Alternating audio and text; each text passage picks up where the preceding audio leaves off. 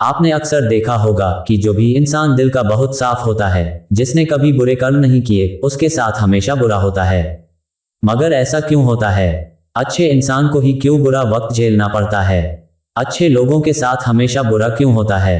जो लोग अच्छे कर्म करते हैं वो परेशान रहते हैं, वहीं जो बुरे कर्म करते हैं वो खुशी से रह रहे होते हैं। अच्छे कर्म करने वाले परेशान होते हैं कि आखिर उन्हें इतनी परीक्षा क्यों देनी पड़ रही है, जबकि जो अधर्म की राह में हैं वो खुश हैं और जिंदगी का मजा उठा रहे हैं। अगर आपके मन में भी ये सवाल आया है तो आज हम आपको इसका जवाब देंगे। ये जवाब वो है जो भगवत गीता में श्री कृष्ण ने अर्जुन को दिया था। एक बार की बात है, अर्जुन भगवान श्री कृष्ण के समीप आकर कहा, मुझे ये जानना है कि अच्छे लोगों के साथ हमेशा बुरा ही क्यों होता है, वहीं बुरे लोग खुशहाल दिखते हैं। अर्जुन के मुंह से ऐसी बातें सुनकर श्री कृष्ण मुस्कुराए और कहा, मनुष्य जैसा सोचता है और महसूस करता है वैसा कुछ नहीं होता है, बल्कि अज्ञानता की वजह से वो सच्चाई नहीं समझ पाता है। श्री कृष्ण ने अर्जुन से कहा, पार्थ मैं तुम्हें एक कथा सुनाता हूं, उसे सुनकर तुम समझ जाओगे कि हर प्राणी को उसके कर्म के हिसाब से ही फल मिलता है।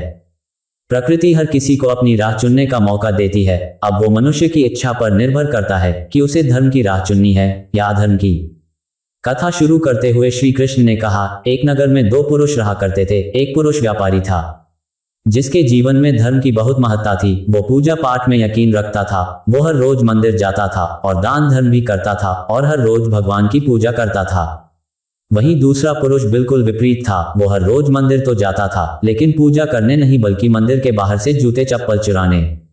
उसे दान और धर्म से कोई लेना देना नहीं था। समय बीतता गया और एक दिन बहुत जोर की बारिश हो रही थी, इस वजह से मंदिर में पुजारी के अलावा कोई नहीं था। ये बात जब दूसरे पुरुष को पता चली तो उसने कहा कि यह सही मौका है मंदिर का धन चुराने का। पंडित से नजर बचाकर उसने मंदिर का सारा धन चुरा लिया।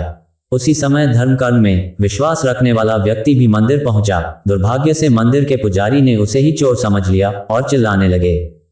वहां लोग एकत्र हो गए और उसे बहुत मारा। किसी तरह वो बचते बचाते वहां से निकला तो दुर्भाग्य ने उसका साथ वहां भी नहीं छोड़ा। मंदिर के बाहर वो एक गाड़ी से टकरा गया और घायल हो गया। फिर वो व्यापारी लंगड़ाते हुए घर जाने लगा तो रास्ते में उसकी मुलाकात उस पुरुष से हुई जिसने मंदिर से धन चुराया था। उसने कहा, आज तो मेरी किस्मत चमक गई, एक साथ इतना सारा धन मिल गया। ये सब देखकर उसे बहुत बुरा लगा और उसने अपने घर से भगवान की सारी तस्वीरें निकाल दी। कुछ सालों बाद दोनों पुरुषों की मृत्यु हो गई।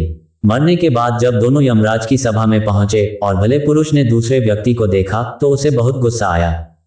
उसने क्रोधित होकर यमराज से पूछ ही लिया, मैं तो हमेशा अच्छे कर्म करता था, दान में विश्वास रखता था, उसके बदले जीवन भर मुझे अपमान और दर्द ही मिला और इस व्यक्ति को नोटों से भरी पोटली। आखिर ऐसा भेदभाव क्यों? इस पर यमराज ने कहा, पुत्र तुम गलत समझ रहे हो। जिस दिन तुम्हारी गाड़ी से टक्कर हुई थी वो दिन तुम्हारे जीवन का आखिरी दिन था, परंतु तुम्हारे अच्छे कर्मों की वजह से तुम्हारी मौत सिर्फ एक छोटी से चोट में बदल गई। तुम इस दुष्ट व्यक्ति के बारे में जानना चाहते हो। दरअसल इसके भाग्य में राजयोग था, मगर इसके कुकर्मों और अधर्म की वजह से वो सिर्फ एक छोटी सी धन की पोटली में बदल गया। कथा सुनाने के बाद श्री कृष्ण अर्जुन से कहते हैं, पार्थ क्या अब तुम्हें तुम्हारे सवाल का जवाब मिल गया? ऐसा सोचना कि भगवान तुम्हारे कर्मों को नजरअंदाज कर रहे हैं, ये बिल्कुल भी सत्य नहीं है।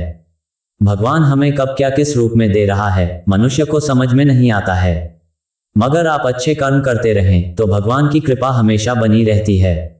इसलिए अपने अच्छे कर्मों को बदलना नहीं चाहिए, क्योंकि उसका फल हमें इसी जीवन में मिलता है। इसलिए मनुष्य का फर्ज है कि वो हमेशा अच्छे कर्म करते रहें, क्योंकि श्री कृष्ण ने गीता में भी बताया है कि किसी के द्वारा किया गया कर्म बेकार नहीं जाता है, चाहे वो अच्छा हो या बुरा। एक आम निष्कर्ष तो यही है कि अगर आप शेर को नहीं छेड़ते तो इसका मतलब यह नहीं कि शेर भी आपको नहीं खाएगा।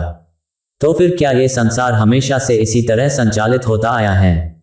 शायद हाँ, इससे जुड़ी एक रोचक कहानी और हम आपको सुनते हैं। एक बार किसी जंगल में एक लड़का नदी किनारे घूम रहा था। तभी उसने एक दुखी और हताश स्वर में किसी के रोने की आवाज सुनी। उसने देखा कि एक मगरमच्छ जाल में उलझा हुआ है और मदद के लिए पुकार लगा रहा है। वह लड़का उसकी मदद करना चाहता था, परंतु उसे उस पर संदेह भी था।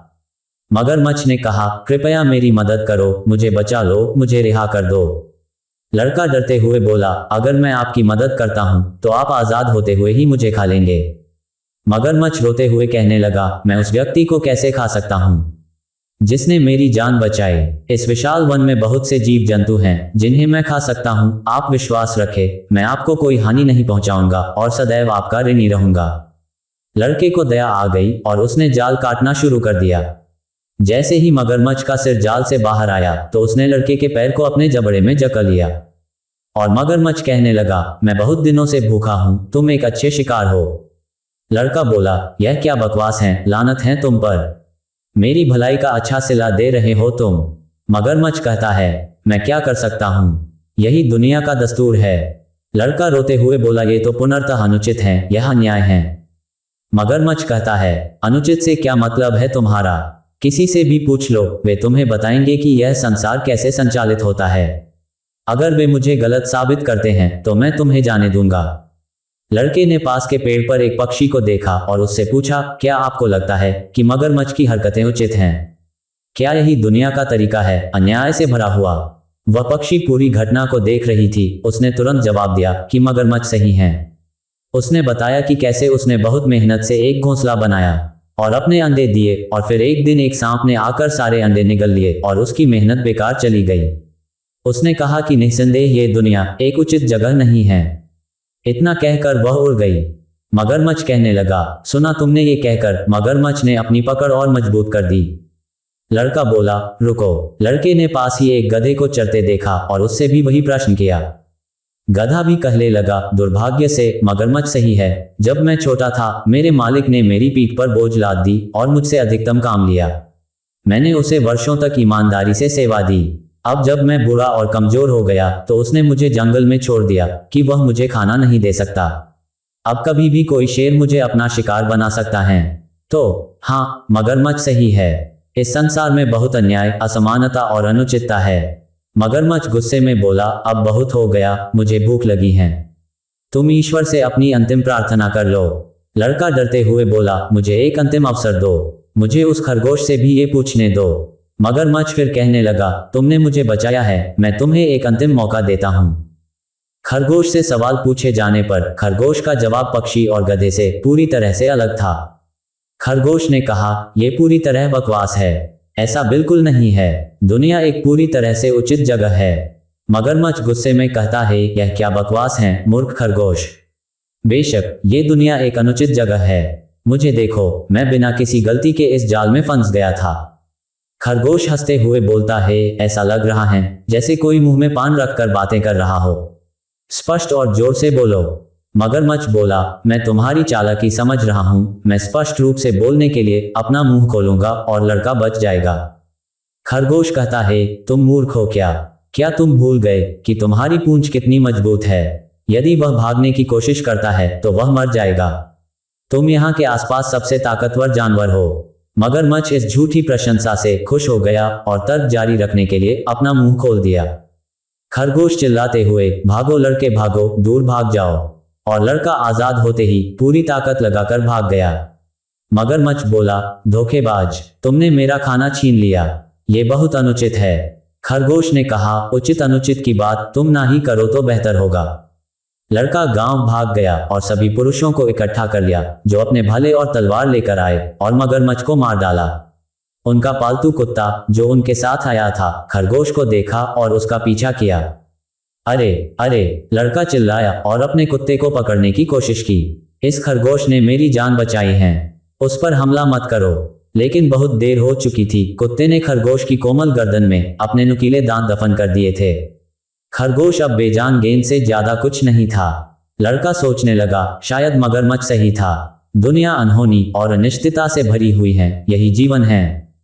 आप कितने आध्यात्मिक या अच्छे हैं इसका इस बात से कोई संबंध नहीं है कि आपको कितना कष्ट सहना होगा। किसी के आध्यात्मिक विकास का मतलब यह नहीं है कि वह प्रकृति के नियमों के दायरे से बाहर है। इससे कोई फर्क नहीं पड़ता कि कोई लड़का है, मगरमच्छ है, गधा है या खरगोश, जीवन में कोई गारंटी नहीं है। और शायद यह अनिश्चितता ही हमारे जीवन को साहसिक बनाती है। अच्छा या महान होना आपको शारीरिक या मानसिक रोगों से बचा नहीं सकता है। अच्छा होने का मतलब यह नहीं है कि आप सड़क दुर्घटना का शिकार नहीं हो सकते।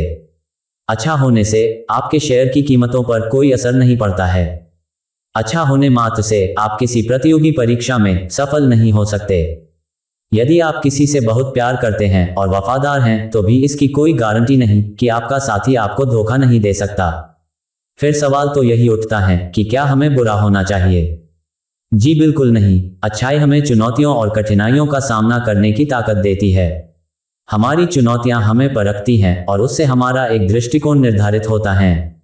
बेशक हमारी अच्छाई हमें जीवन के कष्टों से नहीं बचा सकती, परंतु हमारा दृष्टिकोण हमें उस कष्ट की अवस्था में भी संबल प्रदान कर सकता है।